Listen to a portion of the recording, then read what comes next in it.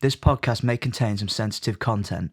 If you are affected by anything in this podcast, please contact Support for Survivors at supportforsurvivors.org or telephone 0115 962 2722.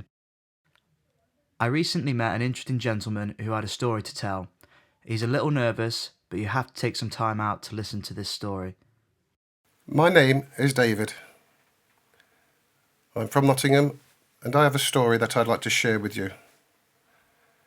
It involves my childhood, right through to my army, my links with gang members, and my progression in life afterwards. I'm calling the story Surviving Only Just. I've also got Jack, the sound recordist, to ask questions that maybe some of you listeners would like to ask. Hello. Why me? Why my story? Because it is interesting, and I hope that it may change some people's lives, especially the youths of today.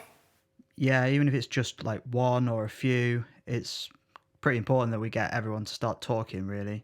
Of course it is. And perhaps give them a better future.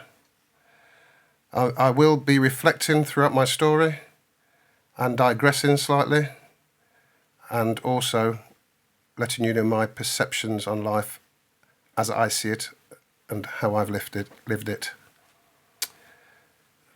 I'll start with my parents. My father was from Jamaica. He came over in the Windrush days, which was big news recently. My mother, she was English white. They met in around 1959. It was against my grandfather's wishes. He was, I think, a staff sergeant in India, based in the army. Very anti-black. That was the way of the world in the 60s. It wasn't a pleasant place to live. And there are other stories to research with the Teddy Boys in Nottingham and the struggles in life they had as well. My mother, she caught pregnant for my sister, so my grandfather bought a house in Mapley, Nottingham for them. I was born 11 months later, and my brother exactly a year and a week after myself. So they were pretty busy. As the old cliche goes, no TVs in those days, which basically there wasn't many. All I remember about my childhood is that it wasn't a happy relationship. My mother obviously loved my father, but it was a struggle between her parents and my father, and choosing my father. My father was reputedly a yardie from Jamaica. Put on a plane, his sister sent for him. Otherwise, he would have been either killed or put in jail. So when he came to England, he was what they call a rude boy. Used to go out clubbing most nights, loads of women. Hence, I have in total 21 siblings. Massive family then. Massive family. Obviously, there are only 3 biological. Yeah. The rest are half. But we don't distinguish between half step. We just call ourselves brothers and sisters. How was it keeping together with such a large family? Well, it was at that time. It wasn't. Oh yeah, but I mean, like even now and now past, things like that. We are all very close. Yeah. We don't see each other very often, but we're only a phone call away. Mm-hmm. And like other families, we predominantly only see each other on weddings, christenings, and funerals. There may be some big birthdays that come up that we all get together. Right. But I come from a beautiful family, a loving family, on the Jamaican side, and probably the largest family in England. On my father's side, there was, I think, 7 siblings that side. And they, in turn, had many children, who had many children, who had many children. The danger of that is I don't know who the youngest are. Ah. We never got Christmas cards off my father. He used to say it was a waste of money because you buy a card and you throw it away, which some people adhere to, but I still get cards. Yeah, fair enough. For my children. So we was born in Mapley. My father and mother separated when I was 3. I know it was a volatile relationship, mainly from my father's side. All I know, I only pick up certain things, remember certain things, because at that age you can't remember a lot. I remember before my mother left, coming down the stairs. We lived in an end-terraced house, so it was ground floor, 2 bedrooms on the middle floor, and then an attic. I remember coming downstairs at a very early age, probably 2, if not just before 3. My grandma and mother sitting in the kitchen, having a cup of tea, and me playing with a train set. I think that's the only vivid memories I have of my mother, really, at that age. I do remember lots. I have the smell of blood in my nose from time to time. And I do remember a woman being beat up. I'm not saying it was my mother, but I assume it was. That was the only memories I have of my mother and father living together. After about 3, we used to go every day down to my uncle's who lived just down the road on the edge of St. Anne's. One day we were there, our mother never came to pick us up. So we were there quite late, the 3 of us. My father was one of those who went to the bookies every day to have a bet. He liked his flutter. His flutter, and in those days what they called the bluesers, at night time, where they went and played reggae music and smoked cannabis, drank and listened to reggae music till 6 in the morning. So that evening, should I say, he came to pick us up, wondered why mother had never come to fetch us. So he rounded the 3 of us up and took us back to the house up Mapley. And we opened the door. My dad said, "That's strange." I remember going upstairs with him at that point and him opening drawers, and all her clothes had gone. That was the beginning of our hell. Right. He didn't know what to do. He couldn't look after kids. He had actually moved a nanny into our house, which I couldn't remember. That nanny was carrying a baby. And from what I know now, there was some altercation of him knocking her off. Right. See. That's why the argument started. Now, my sister was sent to live with my father's sister in Radford, on the edge of Radford. My brother and myself stayed at the house with the nanny, or his mistress, as I believe it to be now, for a while. But he couldn't afford to feed us. There were times we had no food. Gosh. We were then sent to stay at my uncle's down on the edge of St. Anne's, which wasn't a very good environment for us at that time because, like all Jamaicans stuck together. It was a happy house, not child-friendly because they played reggae music all day and all night, but there was food on the go all the time. People in and out, it was open house. Right, okay. I did like that environment, and that was part of our culture. I don't know what happened and how it happened, but my father had done a deal with his sister to buy the house Right. that my grandfather had bought for my mother and father. So before they moved there, I was sent to live with my sister. That left my brother down St Anne's and me with my sister at Radford. When the deal was done, we moved back to Mapley to the house. After a while, my brother joined us. So the three of us were there. Yeah.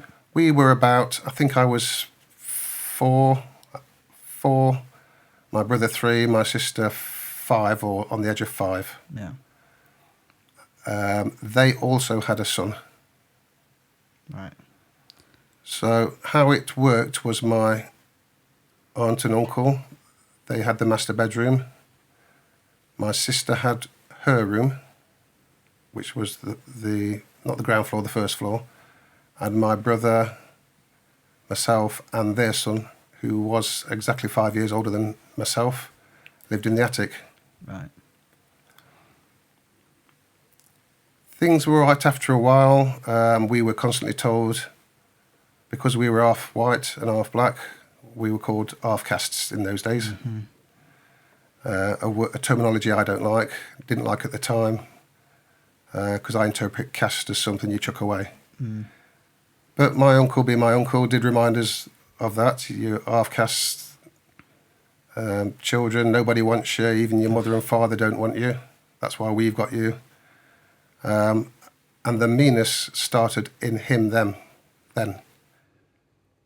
It's something that I unfortunately know people who are still, even against mixed race children now. So I can't imagine how it must have been then, when, especially in a family around people who, family who you trust and know them, and how bad it must have been at that time as well. Because in the end, it's kind of just even much worse, because it was normal kind of back then. Of course, yeah. Mm. And to be fair, where we lived and grew up, there weren't many black people around. Right, yeah. So I think it's noted, we were one of the first generation of mixed race or dual heritage children around. Yeah. I think as I look back now, you don't see many mixed race children much older than myself. So you can imagine the names we got called. Yep. The bullying, once we started school, the bullying from our other peers when we played in the streets, and the neighbours. The old cliche, the price of houses have gone down now. Mm. This black couple moved in next door. That's really and truly how it was. Anyway, as the couple of months progressed, my aunt and uncle fostered us. They went through the courts, got us fostered, reminded us how our mother had left us, and we should be grateful to them that they brought us up. Our dad didn't want us. Even now, when I look back, I've raised 5 children. When I look at my little ones, and especially my grandson, who's only barely 3, I look back and I think, how could somebody abandon a child, let alone 3? People often tell me, circumstances were different in those days. A mother can't take 3 children with them. But I still find it hard to comprehend, because I couldn't leave and desert my children. Yeah. Yeah, there were no safeguarding was different in them days. It was, the onus was on the families. If the families don't want them, we'd chuck them in a home. Mm. And that's how things were in those days. It wasn't such a bad time at that point that I can remember. Mm. All I know is that my auntie worked, my uncle worked shifts. Well, they both worked shifts. And their son was left sometimes to look after us. So if I was 5, he was 11. Right. Is this the one that you lived in the? Oh no, this was that was after, when you lived in the attic with someone, wasn't it? This was after you got fostered. Sorry, yeah. Yeah, this is when they fostered us, because they actually took the legal right to foster us. Yeah, sorry, yeah. So their son, me and my brother lived in the attic. Like I said, my sister on the first ground floor in the bedroom. Things were all right for a time when we was all together, but then something changed. Right. And I can only remember one day we were playing, and in those days you had electric boxes where you put coins in, 10p's in for the light and the TVs. Fires were fires. We were one of those families who had a fire that gave us hot water. Right, okay, yeah. And we always had to share a bath, tin tubs in the dining room. And I was always the last one in the tub, so I got all the scummy water. Yeah, the lovely water. That's right. But like I say, something changed one night. My auntie and uncle were at work. He was looking after us. And the house went dark. We assumed it was the electric had gone out. Right. And because their son was full black, he'd put powder on his face to look like a zombie or something like that, Right. a ghost. Okay. And he hid, and then he just went, ah, and scared us all. And then, like I say, since that day, things changed, especially towards me and my brother. He used to, at his age, 11, so I can't imagine what he went through. Mm. He used to then start beating us, tying us up, making us drink urine, sleeping on his feet at the end of the bed, because in those days it was lino, there was nothing else. The heating we had upstairs was a paraffin heater. Sleeping under the bed, sleeping in the wardrobe, sleeping in a drawer in the wardrobe. I certainly very rarely ate because all the food I had, he took off me and ate it himself. And I developed a cough, a dry cough that I couldn't get rid of for years. To this day, I still have bits of it. Mm. I remember one time that he actually tied me up, held my arms out, and poured boiling candle wax onto my hand. And I have a little scar on my hand where it happened. And this continued for some time. And the beatings were ferocious. One day at school, we were both at the same junior school. So he must have been in the last year. I was in the youngest year at that junior school, primary school. And I remember doing PE. In those days, you did it in your pants and a vest, and that was it. So I was doing PE one day, and the teacher took me into the office, called my brother out with me, so we both went into the office. They questioned all the bruises I had on my body. And it's a sign that should have been picked up earlier, because when you're getting that many beatings, you instantly become introverts. You don't talk to people. You don't seek friendship because you're too scared to. On one occasion, reflecting back on one occasion, at that age, he made us break into the school because the school had a flat roof. Right. And he pushed us through a little tiny window to open the doors. And he robbed stationery, basically. And then he told me to write my name on one of the books, which next door to our house was a scrapyard, which was the famous logistics company now, lorry company. And the chap at the end of it was called, we used to call him Uncle George. And they was Proctors it was called. I don't know if you've seen the Proctors lorries Possibly. driving around. I'm not 100%, but possibly. Well, he became our uncle, and he had a nasty Alsatian called Sullivan. Right. And nobody was breaking into that yard because that Alsatian German Shepherd was wild. So we got these books. Anyway, we threw them into the woods. They used to have some woods at the back of this pub. And obviously someone found them, informed the police, all the stationery. Hey-ho, my name was written in the back of one of them. Yeah. Not the brightest of things for my cousin to have told us to do. So obviously the police cautioned him and us at that time. But going back to the headmaster, he asked us about these bruises. Because we were that frightened and scared of our cousin, we said it was our foster parents, our auntie and uncle. Ah, okay. At that time, we then went, they called social services, we went into a children's home, and we were both split up. I didn't know why we were split up at that time. I do now, since the ICSA inquiry, the J inquiry, which I'll come on to later on. But looking, when I got access to my records, I can remember now that my cousin had made my brother bite me all over my back, my buttocks, my legs, like an animal.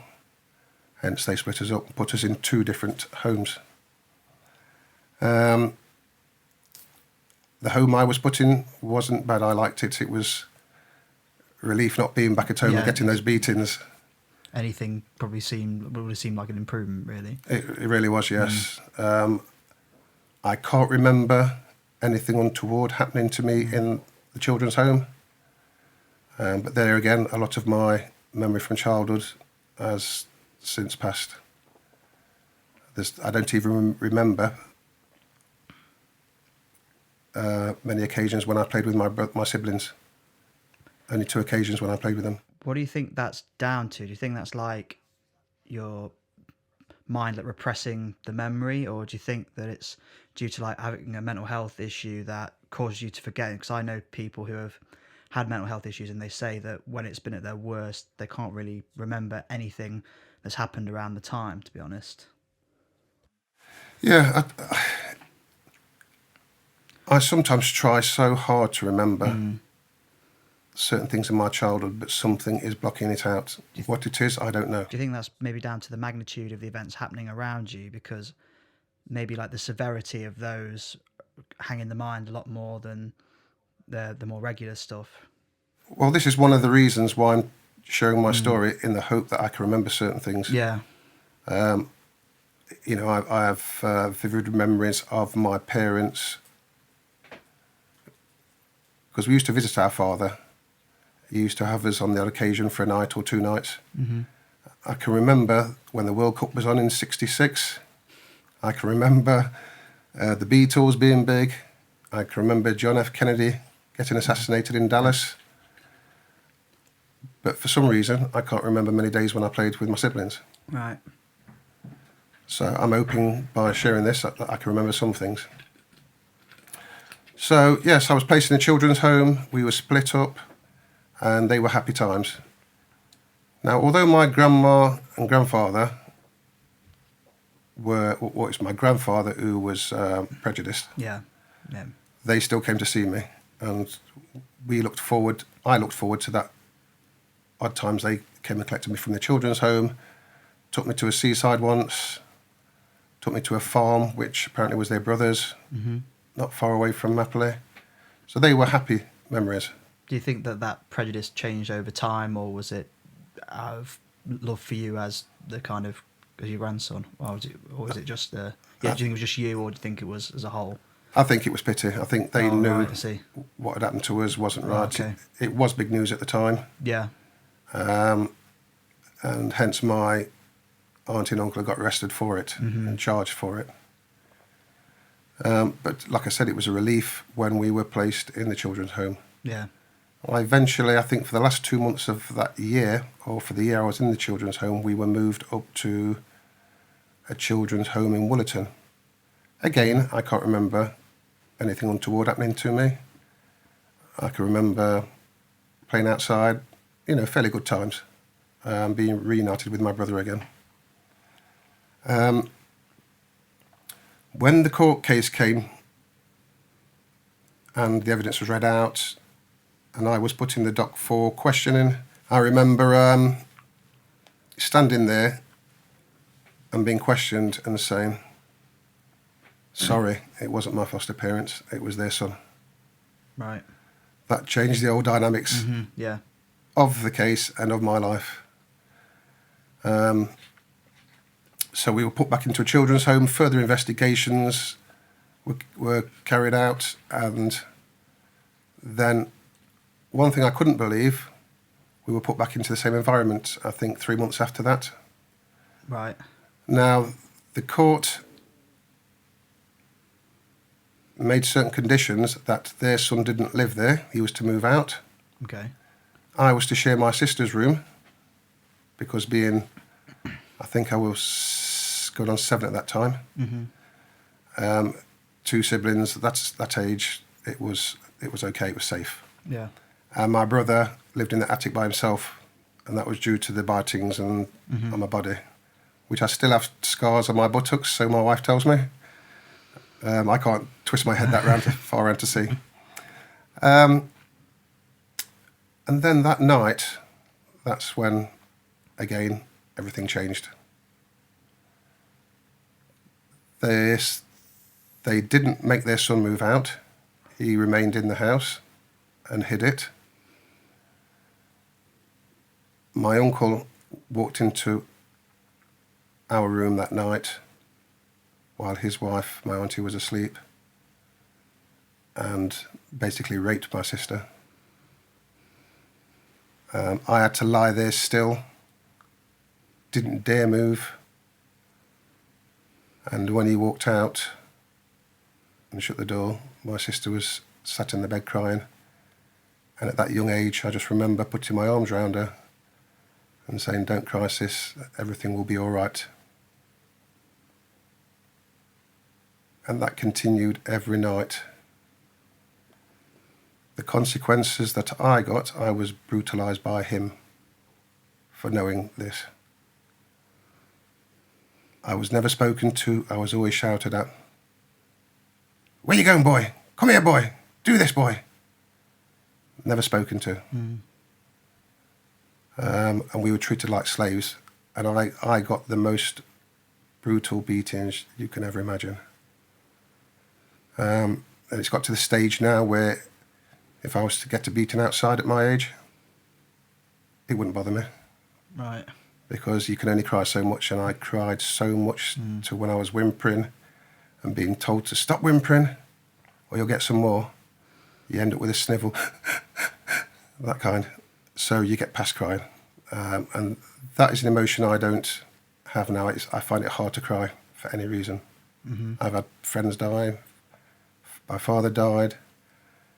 You know, close people who died who I've loved, and I've not shed a tear. That's an emotion I struggled with. They used to do a diddlem kind of thing, where people pay money each week or each month, and at the end of a certain period they get their money back, like a savings club. Yeah. My cousin used to make us, when people posted the envelopes through the door, he used to get us to steal them to give to him, and he'd open them, steam them open, and put the envelopes back or throw them away. So to my foster parents, it was like they hadn't posted their money. So you can imagine the uproar that would cause. Yeah. When they found out, double beatings. When I got to a certain age, I was moved up into the attic. They purchased a bunk bed. So I had the top bunk, my brother, the bottom bunk, and my cousin, the double bed. But I must point out that when we came out of court, my cousin never beat us again. Right. Okay. We were terrified and petrified, but he never beat us again. And on saying that as well, when the social workers came, we were told to go out and hide or play or hide upstairs. I never seen a social worker. Yeah. From that young age when we moved back into there to the age when I joined the army. Basically, we were made to lie. So teaching children to lie at that early age, you can imagine the effect it has on you as you're growing up. Yeah. Lies come naturally. Yeah. I remember one day money going missing. He came home drunk, which he was always drunk. He used to drink whiskey and brandy first thing in the morning, all through work, all through night times. He used to come home angry, and his anger was aimed mainly at me because I knew what had gone off. Mm-hmm. He came upstairs into the attic. Now, the attic, you came through a door and climbed up some slightly spiral stairs to the top where banisters was like on an L shape to safeguard. Yeah. My bunk bed was at the top in the corner. He would beat me that much and then drag me and throw me over the banisters down the stairs. This happened several occasions. Twice, my auntie thought he had killed me. One occasion, my brother had been he used to keep a penny jar, a change jar. Some money went missing out of it, only a few pence. But he would instantly come to me. He'd beat me up, full fist, kick me, hit me with a poker, belt. Anything that was near him, he would beat me with. He dragged me down to the cellar. The cellar was a place I didn't like because it was my job to get the coal every morning. Mm-hmm. And when the electric had gone out, it was a scary place. Dragged me down there by one hand, put my hand across. We had a block downstairs where we put big lumps of coal on to chop, to break into smaller pieces. Put my hand on there, lifted the axe up to chop my hand off. Mm. And again, it was my auntie who saved me. As the axe was coming down, she says, "Don't. What are you doing? You're going to chop his hand off." And he'd punch her and then walk upstairs and leave me down there. This was my life till the age of 15 and a half. I had good friends come round to the house. Used to call for me like any normal family. They'd knock on the door. He'd answer it. They'd say, "Is David there?" He would punch them. Because in his head, he thought they were calling for my sister, really. Right. And my sister was his trophy. Okay. So he got to the stage where they were actually scared to call for me. Mm. And I used to say, "Look," surprise, yeah. I used to say, "Look, I'll come round and I'll meet you. I'll come out the back and I'll meet you." Yeah. The worst times were sometimes, when you think your parents are at work, and then, well, they're supposed to be at work, and then they get let off early. Happy days for us. We'd be out playing till we weren't allowed to play out, you see, without them being in the house. We'd forget time. They're not back till 10 o'clock at night, so we'd go out till 8 o'clock. We'll come back in. We'll be all right. Or they come back, be let out work early sometimes, especially my uncle. We weren't in the house. We get back, see his car outside. Oh. We properly shit ourselves. Can you imagine? So then we were scared to go in the house. When we got in the house. The thing is, I can't imagine. It's just, what's happened is so out there to me, kind of thing. So yeah. But terrifying. we thought, or in our heads, that's how people lived. We thought every child got that. It happened to us. It must happen to everybody. Mm-hmm. So we, especially me, I got absolutely battered, brutalised. Now, I followed some research once by a professor. I can't remember his name, but he did a thesis on 3 siblings, and he. In his works, he noted that the middle sibling was the one who was always, if you like, left out. Yeah, I think there's quite a lot of these that go around. So you've seen it? I don't know about necessarily that one, but yeah, I've seen quite a lot of studies into multiple sibling kind of families and like that. So because you've got the oldest one who's the favourite. In that case, my sister was, because that was his trophy. Yeah. My brother was the youngest one. Because he was the youngest one, he was the one they loved the most, if that makes sense in their crazy world. Right. And I was the misfit, the middle one, so I used to get all the beatings and everything. And even at times then, my grandma and granddad would send a letter to them or phone them and say, "We're coming up next month," because they came to see us, I think, every 4 months, 5 months, or when they could, from wherever they lived. So it was a big thing. We were told not to say anything, sit there quiet, don't talk, in case we said the wrong things. Yeah. My grandma and granddad were quite wealthy people. So when they came, the best china came out. We'd sit there. They'd ask if everything was all right to our welfare? And the answer was, oh yeah, they're all right, they're well looked after. Do you know how many times we tried and wanted to tell them, no, everything wasn't all right.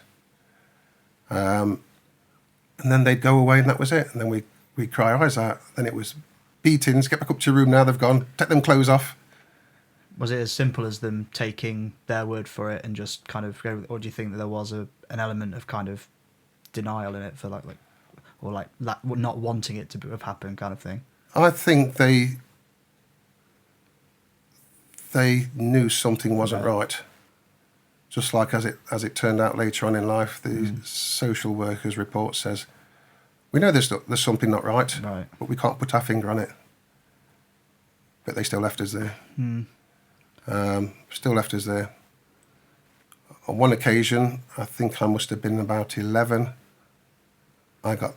he came up the stairs and I knew he was going to beat me.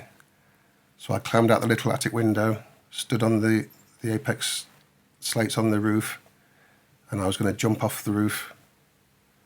And they called the fire brigade to rescue me because I was that far across from the attic window to get back in again. And you know, when you sit there sometimes and you're crying your eyes out, I used to think, I hope he dies in a car crash. I hope he has a car accident. I hope he gets run over. Do you know? And that was what we used to think every single day. But going back to, like I say, as for playing, we weren't allowed to play. If we had to sit somewhere, we had to sit there for 2 hours, 3 hours, not move a muscle. At times, he used to be a big wrestling fan for wrestling on ITV. A bit before your time, Jack. Yep. With Big Daddy, and Giant Haystacks. And all those guys, Mick McManus, Kendo Nagasaki. He used to think he was in the ring and used to punch us and beat us up. At times, he also used me as a footstool. So I'd have to crouch down on all fours while his feet were on my back for hours on end. And we were also slaves. We had to do every single thing in that house. Make the fire, hoover up, sweep outside, do their bedroom, empty they used to have a chamber because in those days the toilet was outside. We used to have to empty his chamber under his bed,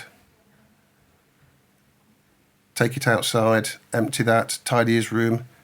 And you know, if one used to look on the floor for a single crumb, if he found a crumb, the poker would come up and beat me, beat my brother. And you can imagine, you know, you see two people fighting. What we got was nothing like that. Yeah. Ours was just pure hatred and evilness and beatings and beatings and beatings.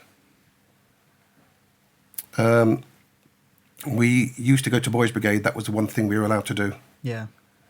On one occasion, because he gave us too much chores on purpose, I used to be a drummer on the front row in our band, so we used to parade around the streets. He used to purposely give us too much chores to do, like in, is it Cinderella? Yeah. Yeah. So you have to miss something. Yeah. So when we'd finished, the parade had already started. I can sometimes remember running up the street to catch the band up with my drum round me, apologising for being late because I had to say I overslept or something made up like that. But for some reason, I became a good runner. A lot of people said the best I'd ever seen in reference to Seb Coe, Steve Ovett, Steve Cram. Obviously not proven. One of my friends timed me when I was 14 and a half, and he recorded a time of 4 minutes, 5 seconds over 1,500 metres. Right. I won every race there was with the Boys Brigade. You wouldn't believe some of the wide margins I'd make up as the anchorman. Where the Forest Recreation side ground is. Do you know where the huts are, the changing rooms? Yep. Well, it was once round to the top to Mansfield Road, down to Gregory Boulevard to the bottom, up the top where the trams are, and back across. Sometimes there were people who was halfway around that circuit, an anchorman, I'd run and catch them up and beat them. I won so many trophies. I only ever lost 2 races in my time as a runner, and that was both times because I had food poison, and both times I came second. And still came second. Yeah. At one time we had the inter-house events at Elliot Durham, and I remember running 1,500 metres, and I was one of those runners who didn't hang around. Yeah. Get it over quick.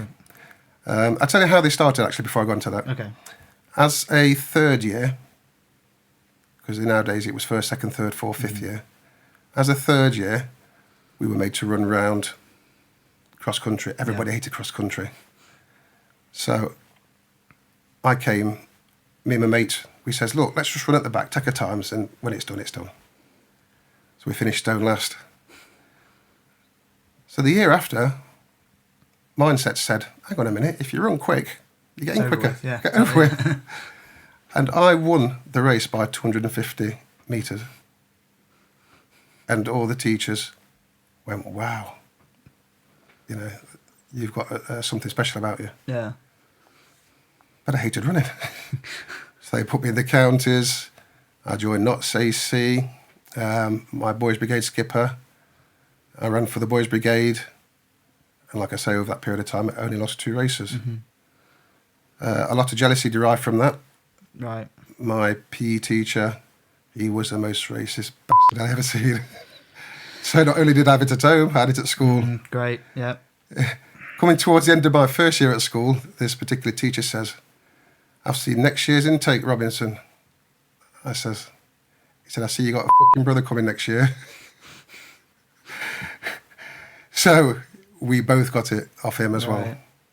And in those days, they used to, you know, there was no safeguarding in the schools. PE was PE. Yeah, yeah. And they used to line us up on a wall in the gym, and he used to get this football, which was... Proper leather football, yeah. And he used to say, right, when the ball hits you, you're out. That was PE lessons them days. He used to try and aim for me every time. And I remember one time, because I was good at gymnastics, because I was so slender and slight, I used to fly through the air when I was off the horse. Doing gymnastics once, and I did this somersault and fell on my back, and I could hardly walk. He just dragged me up and said, you'll be all right, and threw me against the wall. So going back to the running, I only ever lost 2 races through food poison. I used to run Woolerton Park every year. I got so many trophies, and people used to say, oh, we'll see you in the Olympics. But I hated running. Yeah.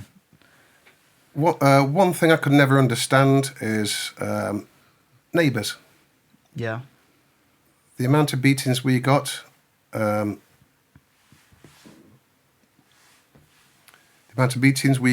must have heard it. This in a terraced house as well, like still.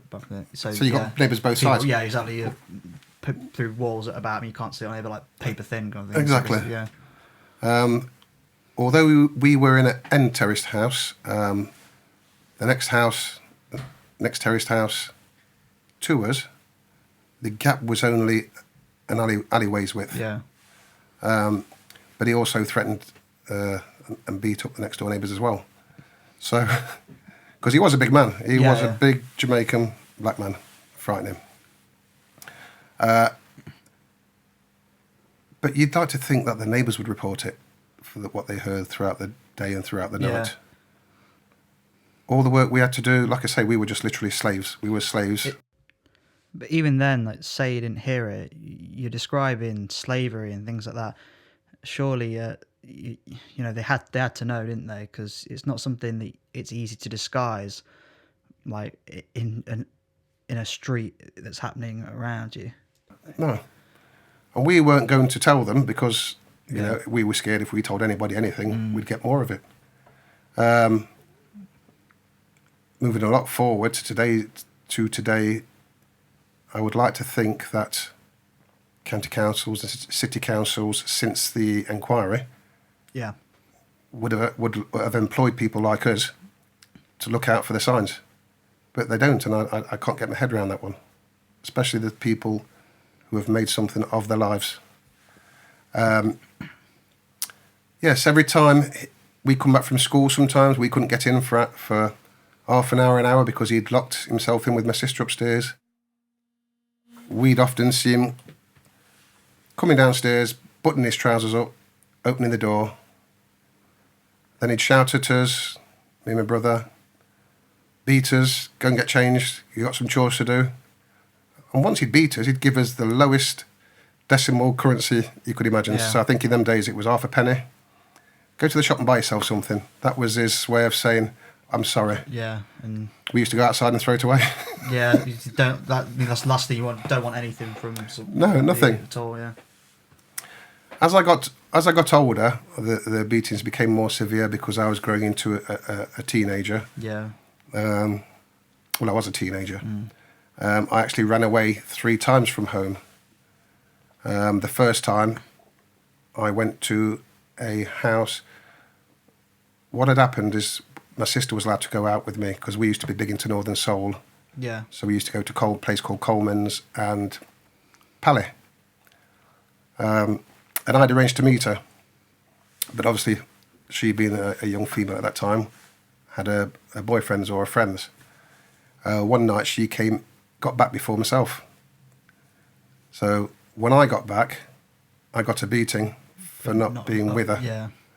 So I ran away to my friend who owned a shop in Mapley, and I hid in his garage where he stored his father stored all the crisps and all the items in the shop. Yeah. Yeah.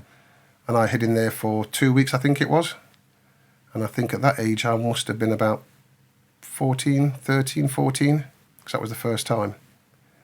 Obviously panic set in for him because if I'd have said what I wanted to say, they'd have wondered, made further investigations. Yeah.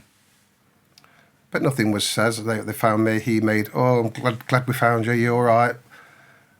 Then when all the authorities had gone, I got beat that night. Yeah, so, I got beat that night for running away. yeah. And obviously, like I said, we were too scared to say anything because we knew we had to go back. In them days, the authorities didn't really take care of you. It was either that or I'd go into Beechwood Homes. Yeah. And as we know in today's news, Beechwood Homes was not the place to be, and I'm glad I wasn't put in there. The second time I ran away to the Meadows. The Meadows were just being built, them new houses. And all the new houses, empty showers. I ran away with a girl who kept me company. Nothing untoward, just a friend. Went upstairs in the top room, loft, whatever you call it then. Found this nice warm blanket. Wrapped myself in this blanket. Nice night's sleep. Didn't realise it was the asbestos covering for the loft insulation. So it just clicked there when you, yeah. So when I took this cloth off, I had all little tiny shards of like glass inside me, all over my skin. I had to go back home because I couldn't do anything about it. It's either hospital or home. Went back home, we had a bathroom by that time, got into the bath, the water turned grey with all the substances that were in that, and it was so painful. Still got beaten, but that was that. And then continued for another few months. And he got to the stage where when he was coming towards me, our school was Elliot Durham, so it wasn't too far away. Over our wall was our primary school, Walter Halls, and the fields joined Elliot Durham. I used to run and in one step jump over that wall in 2 steps. He couldn't do that. He wasn't as athletic as me. And I'd be gone. And I'd just disappear for days if you want, that this was the first time. Or sometimes I'd go for a full day. I'd have to go back and still face the consequences. He was that evil that me and my cousin, we had built a pigeon loft at the bottom of the garden. And we raised pigeons. We had lots of pigeons, and then we went into budget. My uncle was that evil that one morning we woke up, he'd killed every single one of them. Gosh. It boggles the mind, really. And it was just to stop us having fun. Yeah, exactly. There's no reason behind it other than that. Like you say, just evil there's no other word. Evil was the word. Yeah. And like I say, he used to sit there and make us pick pick his ingrown hairs out of his face at night times, rub his feet, massage his back. We literally were slaves. Then as we went through school, I had a teacher at school who knew something wasn't right and took a liking to me. I became prefect, house captain, and sports captain, I think it was called. I can't remember now. And our school was named after provinces of Canada. Going back to that particular race when I had food poison, I had to finish first, second or third for us to win the trophy that year. And the last race I had there, like I said, I had food poison, and I set off on this 1,500 metre race. And I can remember a guy called Barrington, who was also a good runner. Not as good as me, but he was taller, stronger. Took advantage of that food poison. It got to the last lap, and he, with 100 metres to go, he overtook me. And as I crossed the line, my guts just opened up and I couldn't move. But finishing second, still won us a trophy. Took me to, I can't remember if they took me to hospital doctors, but either way I ended up having a couple of days off school, but we won the trophy. When I got to the age of 15, careers were hard to decide what you wanted to do. So I decided to I wanted to join the army to get away from home. Otherwise, I'm going to be stuck at out if I went to college, stuck at the same house, same environment, being slaves, not having a life. So I went to the army. There's no second thought about that. It was just whatever I can do to get away. To get away. Yeah. At that time, I don't know why, but I had a bit of a passion for food. So I enlisted in the Army Catering Corps. Happy days. At just over 15, we went to Harrogate for Army selection, where you do a written test, oral test. I had oral test. And while we was there, it was playtime for me. You know, being away from home, meeting new people. Yeah, exactly. And I met this guy called Topping from up north. Torch out, we became mates at that time. So I did all the physical tests they had there, did the written tests, and they called me into a room at the end of the weekend and says, "Robinson, I see you want to join the Army Catering Corps." I said, "That's correct." He says, "Well, you're not. You're joining the parachute regiment." Close enough, I guess. Yeah. And I went, "What? The parachute regiment? I don't want to join the parachute regiment. I want to be a cook." He says, "No. With your ability, you're joining the parachute regiment." As it happened, so did Topping. Right. Okay. So hence that's why I joined the parachute regiment. Went back down to the Army Careers office, which was at Vic Centre. Yeah. I think it's still in the same place. Did further examinations. Gave me the Queen's shilling, as it was. You get a shilling if you do. It used to be the King's shilling, but now it's the Queen's shilling. You're enlisted. You join so and so. So going back to, I was still at school at this stage. Exam time was coming up, and I was pretty smart. I half studied and half didn't, but I took everything in. This Mr. Walker, this racist bloke, the PE teacher, me and my friends were playing tennis. By this time, we're 50 years. You know, getting bigger, stronger. I was in the football team. I was in every team at sports. Popular lad. We was playing tennis, and he shouts, "Robinson, get out here." And I thought, you know what, I've had enough of this. So I shouts, "Walker, f*** off." My mate said he's going to bat you for that. I says, "Let him try." He said, "Get to the headmaster's office now." I said, "I tell you what, I'm going home, so f*** off," like I said last time. So I went home. Next day, went back into school. They called me into the headmaster's office and says, "What's going off?" And I said, "This man has bothered me and harassed me and pissed me off for 5 years." I said, "I'm not having it anymore." They says, "Well, you're expelled from school. But because you're a good pupil, and I know you've joined the army, you can sit your exams You can come back in for your exams and that's it. I thought, is that a good thing or a bad thing? Because then I'm going to be at home in the same environment all the time. So I had to accept what was what. On the last day of school, we went back in. I was allowed back in for the last day of school. And said to my mates, let's teach this little fucker a lesson. They says, what? I says, he had a Volkswagen Golf. Mm-hmm. I says, we'll kidnap his car, take it up to the swimming pool, take his wheels off and put it on bricks. And that's exactly what we did. That's exactly what we did. So that was my school days. I think we had the first school strike that there ever was. Again, when I was a fifth year, me and my friends called a school strike. I can't even remember what reason for now. It's something to do with the teachers. But all in all, Elliot Durham was a good school. It was my safe haven. I did have one guy and his mate who used to bully me from start to finish because I used to attract all the girls for some reason. Probably because of my pretty looks at that time.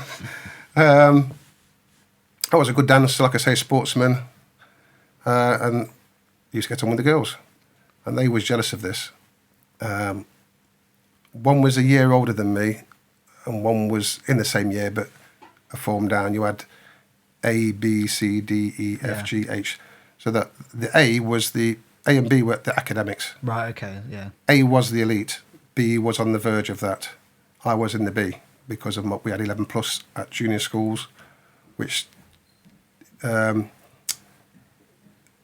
decided how many points you got in 11 plus to what grade you was at secondary school. So I was in B form. This lad was in C form, and then you went lower down, and they concentrated on things like carpentry and the trades and things. Design like that. for living, yeah. Okay, right. And he was a year lower than me, C. And he kept always following me home from school, chasing me, him and his friend. So as well as my home life, so I had the PE teacher and I had these two guys. One was called Alan, one was called Delroy. And one day I threw a brick at them. You know, when you have enough, you'd snap. Yeah. Threw a brick and ran. Because I couldn't take both of them on. But they got me back for it eventually and kept bullying me. And then one day in my fifth year, we had rain-stopped sport PE outside. Yeah. So we were made to go in a room, and I think it was a science room, and do some science work or biology work. I can't remember which. And I sat in a chair doing my work, and my chair was stuck in a gap because there was two forms in there. So he pushed past me and says, "Get out of the way, Robinson." This Alan did. And I thought, you know what? I'm getting fed up with this. So we did it again. And I just turned around and gave him a right hook and knocked him out.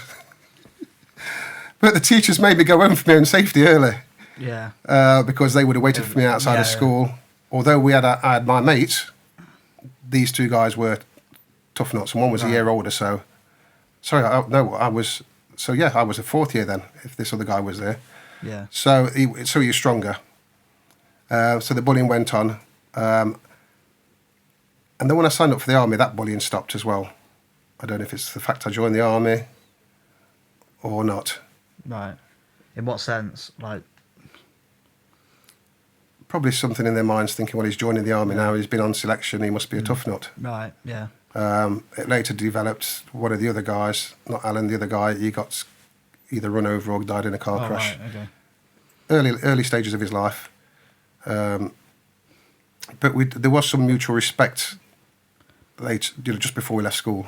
Yeah, that's kind of what I was thinking towards when you said it stopped once you joined the army. Was there that bit of respect towards it, kind of thing? Yeah, or was it because I stood up for myself? Yeah, true, yeah. Because you can only get beat so many times, and like I said, the beatings I was getting at home, it's only going to make that worse and everything worse, isn't it? Yeah. So it didn't really matter. There are plenty of people that channel kind of rage from one thing or another into different things, and that's when it kind of things like that can obviously cause problems in your other relationships. Of course, yeah. So yeah, I had plenty of girlfriends, and like I say, at the time, chances I could get to do, I used to go to Coleman's, and I was a good Northern Soul dancer. a champ at table tennis at school, and I fell in love with music, and music was a passion that I had and still have to this day. I say it still is. We were talking about your DJing earlier. Yeah.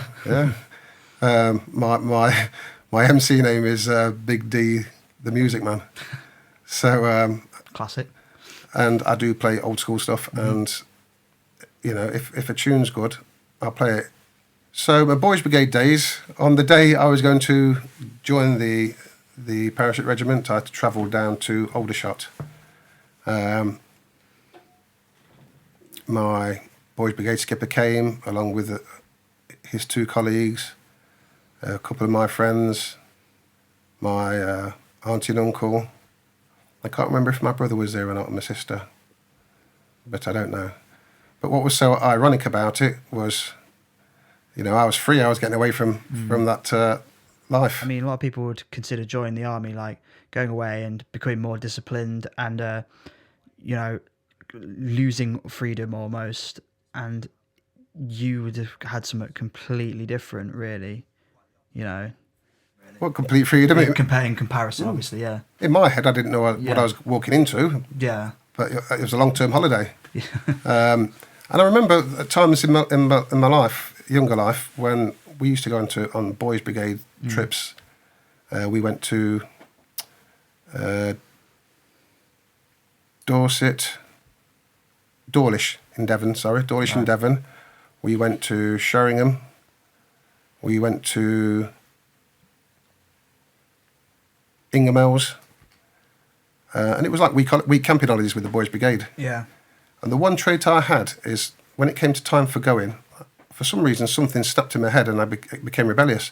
And I used to pick a fight with my best friend. And we used to fight, proper fight. Isle of Wight was the same, because I knew something had triggered to say I was going back to that environment and I didn't want to go. So I used to sit back on the coach, crying all the way back home. And they were good days.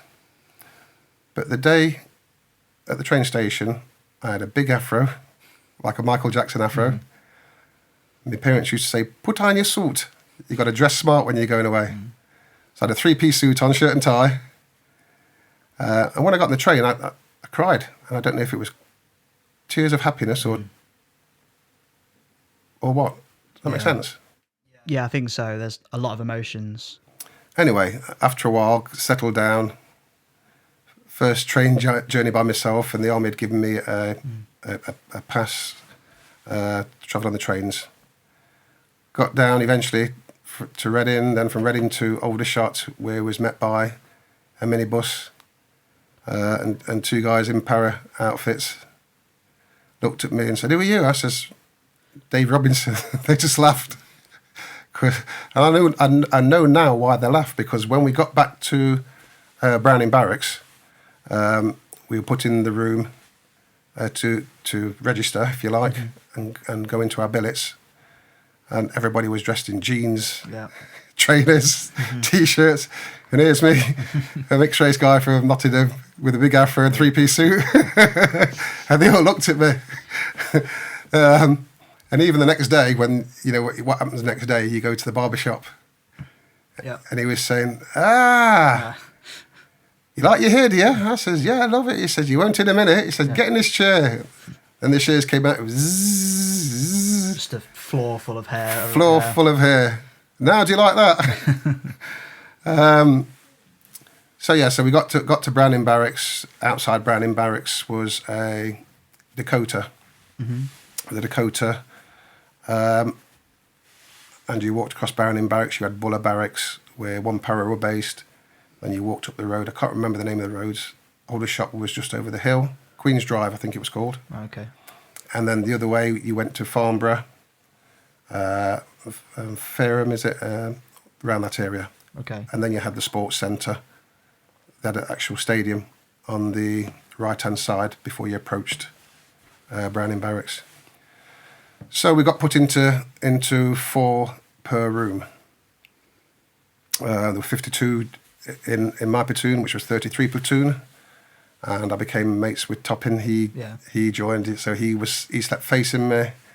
Then we had Taft Thomas, and then Sugden was on my right, and then you had a walkway then there were 4 more people in there.